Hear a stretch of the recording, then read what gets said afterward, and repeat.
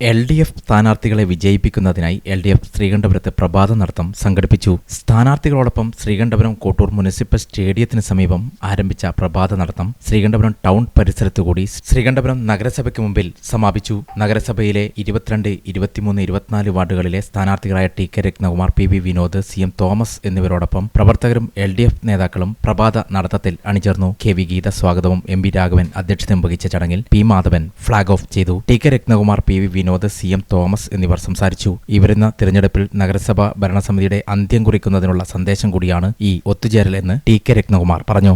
ഈ പ്രഭാത സവാരിയിലൂടെ നമ്മൾ ജനങ്ങൾക്ക് നൽകുന്ന സന്ദേശം ഈ വരുന്ന 11-ാം തീയതി നടക്കുന്ന തെരഞ്ഞെടുപ്പിൽ ഈ നഗരസഭയുടെ അന്ത്യം കുറിക്കാനുള്ള ഒരു പോരാട്ടത്തിൻ്റെ തുടക്കം, ആ ഒരു വലിയ സന്ദേശമാണ് നമ്മളിവിടെ കൊടുക്കുന്നത്.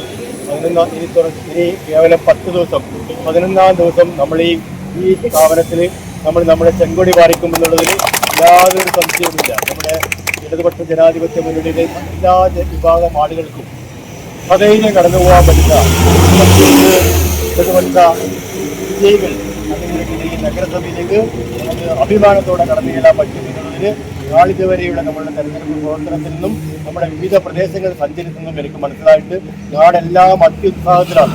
വൈലോപ്പിളിയുടെ കമ്പനിയിൽ പറഞ്ഞ നാട് ഉണർന്നല്ലോ എന്നാണ്. നാട് ഉണർന്നു, എല്ലാവരും റെഡിയായിരിക്കും 11-ാം തീയതി. ഈ സന്ദേശം നമ്മളെ ഈ നഗരസഭയുടെ എല്ലാ വാർഡുകളിലും പടർത്തിട്ട് സമീപ ദിവസങ്ങളിൽ. അപ്പോൾ ആ ഒരു ആവേശം നിലനിർത്താനുള്ള ഭാഗവുമായിട്ടാണ് നമ്മൾ ഈ പ്രഭാത സവാരി സംഘടിപ്പിക്കുന്നത്. ഇവിടെ വന്ന എല്ലാവരെയും ഞാൻ വളരെ ആത്മാർത്ഥമായി അഭിവാദിച്ചുകൊണ്ട്